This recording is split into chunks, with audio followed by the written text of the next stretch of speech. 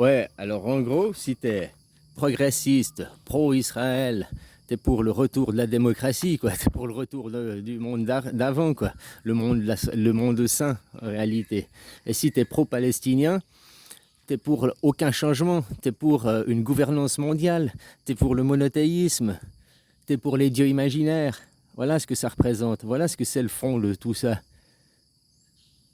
Qu'est-ce que Israël amène? Bah, Israël veut implanter la Suisse au Moyen-Orient. Exactement. Ils veulent implanter, exactement, ils veulent la politique la même que la Suisse. C'est ça qu'Israël veut implanter là-bas au Moyen-Orient. Et ceux qui reconnaissent pas, c'est où tu reconnais Israël, où tu reconnais la Palestine. Si tu reconnais la Palestine, alors tu es pro-monothéiste, tu es pro-royaliste, tu reconnais le roi, tu reconnais la gouvernance mondiale. Pro-palestinien, c'est reconnaître la gouvernance mondiale. Je sais pas si tu te rends compte, c'est pour ça que tu vas dire, tu peux dire, j'ai retourné ma veste, parce qu'il y a 48 heures en arrière, j'étais anti-israélien, machin, j'étais... Hein? Et puis mais maintenant que je me suis penché sur la Suisse, la création de la Suisse, comment ça s'est fait, les lémaniques face aux alémaniques, les cantons romans face aux cantons suisses-allemands, progressistes face à conservateurs. Les cantons allemands étaient les conservateurs, les cantons catholiques.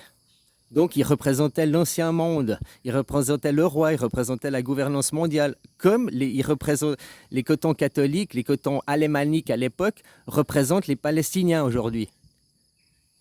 Et les cantons romans qui progressistes représentent les Israéliens aujourd'hui. Donc, c'est quoi tu veux pour Israël, pour cette zone là-bas? C'est Israël, donc comme la Suisse, la démocratie, machin, le futur, ou bien alors c'est l'ancien monde, donc l'Empire ottoman, quoi. Parce que les Palestiniens, c'est les restes de l'Empire ottoman. Donc c'est quoi, toi, tu veux là-bas? Parce que c'est important. Hein, reconnaître l'Empire ottoman, c'est reconnaître la gouvernance mondiale. Et puis reconnaître Israël, c'est reconnaître la démocratie.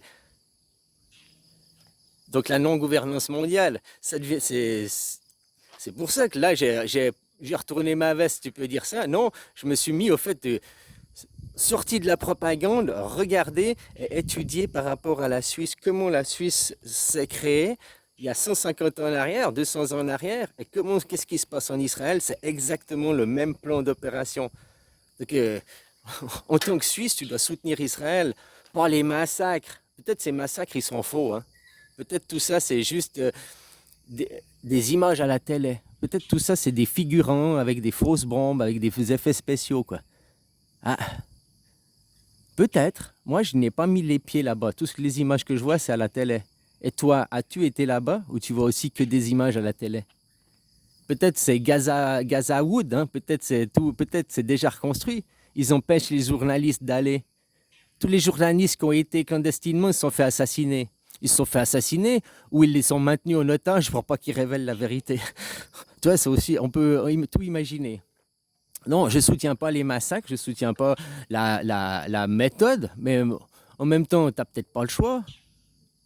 Parce qu'ils représentent la Suisse. Hein. Si Israël tombe, la Suisse, elle tombe. C'est jusque-là que c'est important.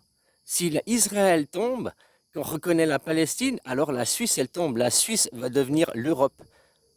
C'est juste parce qu'ils vont gagner. L'Empire, ils vont pas, le roi qui va prendre de force la Suisse, il ne va pas demander par les votations de prendre la Suisse. Il est en train de la prendre par rapport à Israël et la Palestine. Si c'est la Palestine qui est reconnue, alors la Suisse, elle tombe. Elle sera aux mains du roi Juda. Si Israël survit, alors la Suisse survit. Et ça, je t'invite à réfléchir, je t'invite de toi à aller regarder la création de la Suisse. Les cantons catholiques, conservateurs, qui représentent l'ancien monde, mais qui représentent Dieu, qui représentent le monothéisme, face aux lémaniques, les romans, qui représentent le protestantisme, qui représentent le progressisme, le renouveau. Mais le protestantisme, dans l'histoire, la démocratie suisse telle qu'elle est, elle a 7500 ans d'histoire, c'est ça le pire. On dit que c'est le progrès de mettre la démocratie, c'est aller de l'avant, alors qu'en réalité c'est un retour en arrière. Avant on vivait dans les démocraties, avant le monothéisme. Donc tu vois, après c'est pour ça qu'il faut comprendre de soi-même.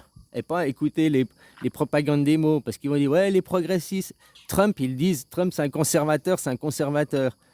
Moi, je croyais ça aussi. Et ben maintenant que j'ai réalisé que j'ai... Eh ben non, Trump, c'est un progressiste. Il représente progressiste. Il veut le Dieu, il veut la gouvernance mondiale.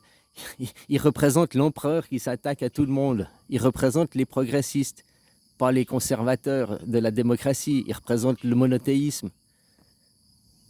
Mais dans la propagande mondiale, dans la propagande, on le dit conservateur parce qu'il est anti-LGBT, anti-machin, quoi. Mais les conservateurs, ils sont aussi tout le monde, hein, que ce soit les conservateurs progressistes, tout le monde est anti-transgenrisme. Le transgenrisme, personne n'en veut, hein. Ça, c'est des victimes de guerre, comme je te disais, quoi.